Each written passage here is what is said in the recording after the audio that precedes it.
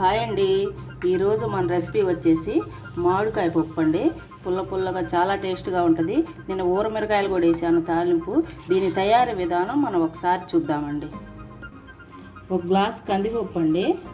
నేను శుభ్రంగా 2 సార్లు కడిగి ఒక అరగంట సేపు నానబెట్టుకున్నాను. ఇప్పుడు దీంట్లో మనం పసుపు, ఉల్లిపాయలు, ఒక 7-8 పచ్చిమిర్చి చీల్చినవి, 4 చిన్నులపాయలు, ఒక అర స్పూను కారం, ఇవన్నీ వేసి ఇదిగోండి, ఇది మీడియం సైజు మామిడికాయ అండి. నేను ఇప్పుడు దీంట్లో పెట్టేస్తున్నాను. పప్పులో వేస్తే ఉడకదు కాబట్టి ఇప్పుడు ఇట్లా పెట్టి 4 విజిల్స్ వచ్చే వరకు మనం పప్పును వండుకుందాము. పప్పు ఉడికిందండి. ఇప్పుడు చూద్దాం. ఇలా వచ్చింది. ఇప్పుడు ఈ ముక్కలు దీంట్లో వేసుకొని తగినంత ఉప్పు, కొద్దిగా ధనియాల పొడి వేసుకుందాం. ఇప్పుడు దీన్ని మనం మెత్తగా మెదుపుకుందామండి. పప్పుని మెత్తగా ఎనిపానండి. ఇదిగో చూడండి, ఒక్క మామిడికాయ ముక్క కూడా కనిపించట్లేదు, బాగా గుజ్జైపోయింది. ఇప్పుడు ఈ మామిడికాయ పప్పుని మనం తాలింపు పెట్టుకుందాం. ఆయిల్ వేడైందండి. ఇప్పుడు ముందుగా చిన్నులపాయలు వేసుకుంటాను, దంచి పెట్టుకున్నాయి. తాలింపు గింజలు, ఈ ఊరమిరపకాయలు వేస్తున్నానండి. పప్పులో నంచుకోవడానికి బాగుంటుందని. ఎండుమిర్చి వేయటం లేదు. కొద్దిగా జీలకర్ర,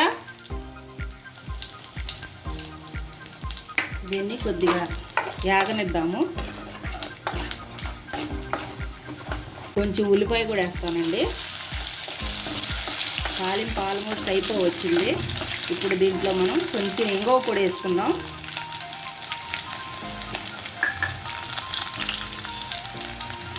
పప్పుకి టేస్ట్ ఇంగువ పొడేనండి, చాలు. అయిపోయిందండి. ఇప్పుడు పప్పు పోసుకుందాం. కొద్ది కరివేపాకు వేసుకుంటాను. పప్పు పోసుకుందామండి. ఇప్పుడు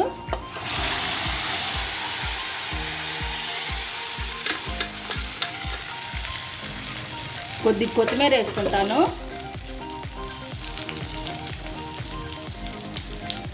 దీన్ని 1 నిమిషం ఉడకనిద్దామండి ఆయిల్లో.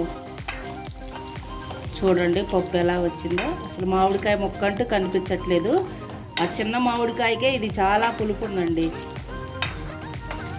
అయిపోయిందండి పప్పు. ఇప్పుడు దింపేసుకుంటున్నాను.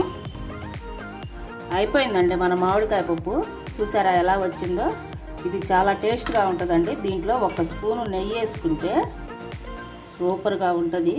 దీన్ని మీరు సేమ్ ఇలాగే ఒకసారి ట్రై చేయండి. మా వీడియో కనుక మీకు నచ్చితే లైక్ చేసి, షేర్ చేసి, సబ్స్క్రైబ్ చేయండి. మళ్ళీ ఇంకో వీడియోతో మళ్ళీ కలుద్దాం.